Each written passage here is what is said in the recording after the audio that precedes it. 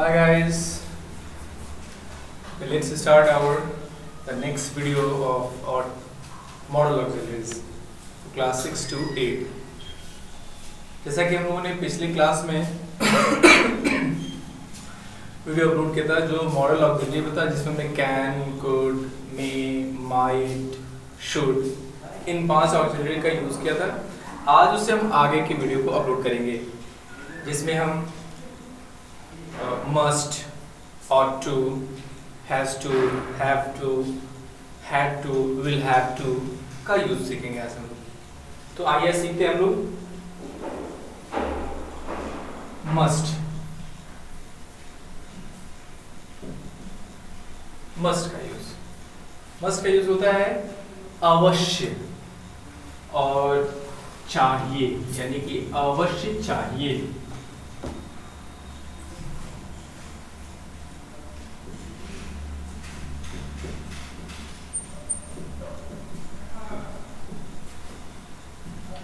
किसी भी चीज के लिए अगर अवश्य चाहिए, यानी कि बहुत मैंडेटरी है, वो नेसेसरी है वो, तो उसके लिए हम मस्ट का यूज करेंगे। जैसे यू मस्ट गो देयर, तुम्हें वहां अवश्य जाना चाहिए।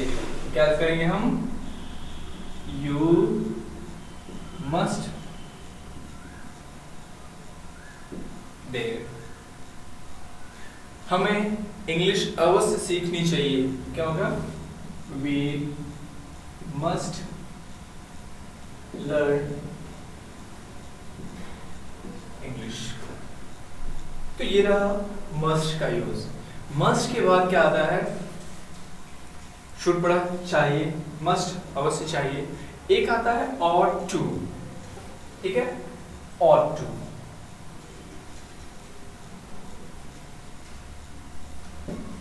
ought to का यूज करते हैं, इसका यूज सॉरी चाहिए के लिए ही होता है, बट ये मोरल ऑब्लिगेशन के लिए यूज करते हैं। किसके यूज करते हैं?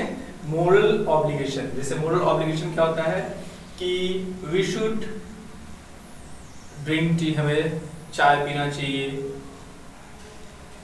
यू मस्ट गो देयर, तुम्हें वहां अवश्य जाना चाहिए। तो ये अब जाओ या ना जाओ, चाय पियो या ना पियो, इससे कोई फर्क नहीं पड़ता है।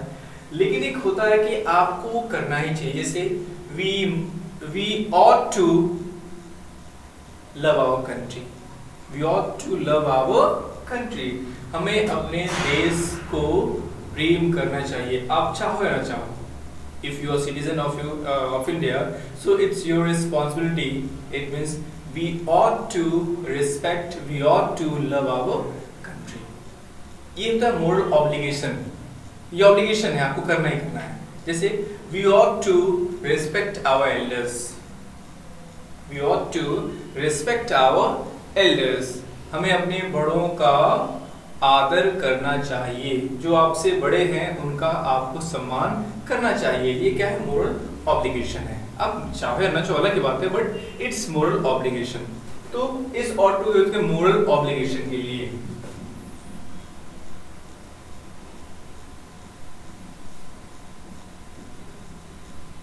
Right, moral obligation.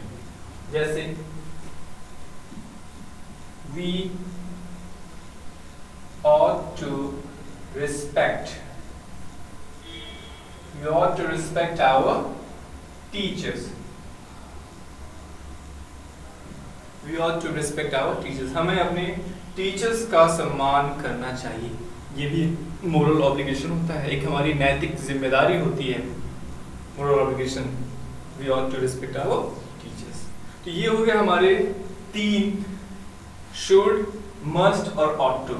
देखने में तो सिमिलर होते हैं, इनका अगर वर्डिंग किया जाए तो वर्डिंग में तो एक ही जैसे होते हैं हिंदी, बट इनको कॉन्सेप्ट के अकॉर्डिंग अगर हम बात करें तो कॉन्सेप्ट इनका अलग अलग होता है। किस केस में कौन सा यूज होता है वो डिफरेंट हो जाता है। ठीक है, तो आइए अब आगे चलते हैं हम कुछ और मॉडल के साथ। There are few more models which are very useful, like has to, has or have or had or will have, will have plus 2। okay, ये has, had, have, will have, these all are used for compulsion. compulsion यानी कि बाध्यता, अनिवार्यता, यानी कि बाध्यता है आपकी, कंपल्सन है। जैसे हम ये कहें कि हमें रोज दूध लाना पड़ता है, मुझे रोज ऑफिस जाना पड़ता है, जाना पड़ता है, नहीं चाहता मैं बट मुझे जाना पड़ता है, इसलिए ये क्या करेंगे हम, कंपल्सन के लिए यूज करते हैं। तो आइए जानते हैं, has and have both are use for simple present, sorry present tense में, सिंपल प्रेजेंट नहीं, प्रेजेंट टेंस में। कहने के लिए सिंपल प्रेजेंट भी हो सकता है, ठीक है, बट जनरली हैज और हैव का यूज करते हैं हम प्रेजेंट टेंस में। जैसे मुझे रोज स्कूल जाना पड़ता है, तो I have to go to school daily. Had का यूज जैसे प्रेजेंट में हम हैज टू हैव टू करते हैं कंपल्सन के लिए, ठीक उसी तरीके से हैड का यूज करते हैं हम पास्ट टेंस में। जैसे उसे रोज बाजार जाना पड़ता था, रोज बाजार जाना पड़ता था, ये क्या हो गया, he had to go to the market daily, ये पास्ट का हो गया कंपल्सन। और ये बचता है फ्यूचर,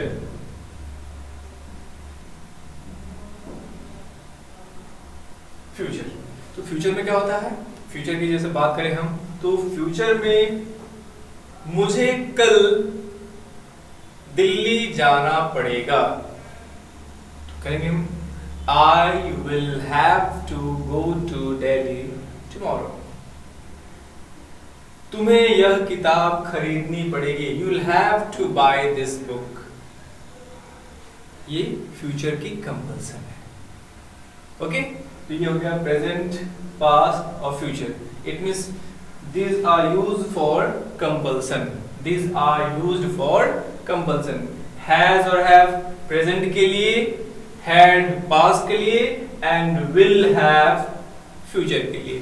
तो चलिए हम एक एक एग्जांपल देख लेते हैं। जैसे he has to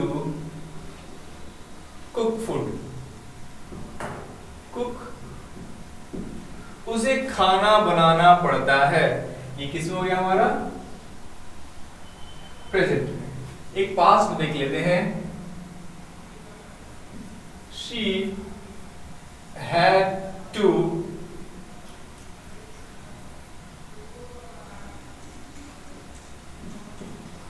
eat, eat को हटाते हैं, she had to go to the market, उसे बाजार जाना पड़ता था, ये हो गया हमारा पास्ट का। और फिर एक हम लेते हैं future, you will have to buy this book, ये हो गया फ्यूचर। इट मीन्स कि अगर ये कंपल्सन शो करते हैं फॉर कंपल्सन, ठीक है।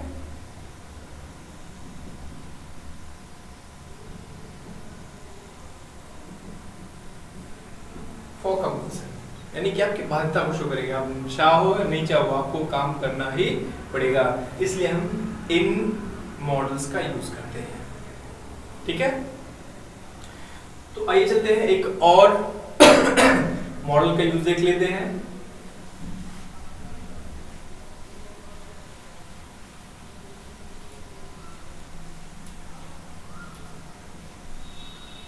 जैसे used to,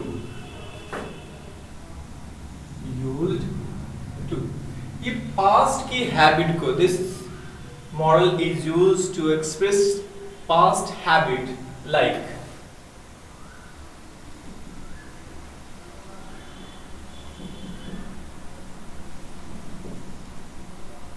पास्ट हैबिट मतलब वह गाना गाया करता था, वह गाना गाया करता था, he used to sing a song, वह दूध पिया करता था, he used to take tea और ड्रिंक टी, राइट। तो पास्ट हैबिट को शो करता है ये use to, like he use to sing a song. Okay, ये हो गए हमारे कुछ मॉडल्स जिसमें हमने पढ़ा can, could, should, must, ought to, has to, have to, had to, will have to and used to। अब थोड़ा सा और देख लेते हैं।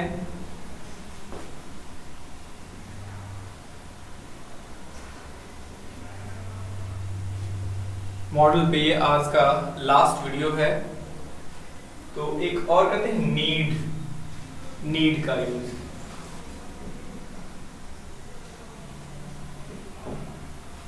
नीड का मतलब होता है आवश्यकता। जैसे हम कहीं अगर सेंटेंस कहेंगे तुम्हें यह करने की आवश्यकता, you need to do this. तुम्हें पढ़ने की आवश्यकता, यू नीड टू रीड। तुम्हें कठिन मेहनत करने की जरूरत है, you need to work hard. तो इसलिए हम नीड का यूज करते हैं, ठीक है। जैसे you need to work hard.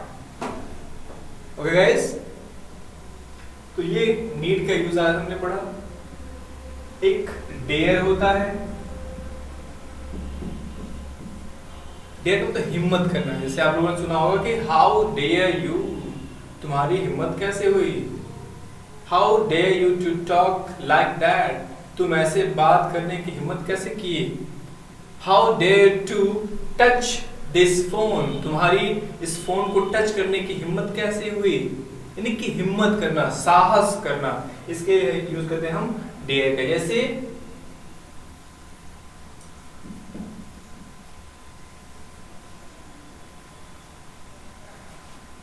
How dare you, तुम्हारी हिम्मत कैसे हुई। How dare to talk like that, how dare to talk like that. तो ये हमारे कुछ यूजेस हो गए डेयर की। तो गाइस, आज हम लोगों ने जो भी मॉडल्स थे ऑलमोस्ट उन सबका यूज पढ़ लिया। लास्ट में एक एक्सरसाइज आपके लिए मैं दे रहा हूं कि जितने भी हम लोगों ने मॉडल अभी तक पढ़े हैं, can, could, shall, should, may, might, उन सब का आपको एटलीस्ट 5 एग्जाम्पल घर पे बनाना है, लिखना है और फिर उसको आपको डेली रूटीन में यूज करना है। ओके गाइस, तो आज के लिए इतना ही। Thank you.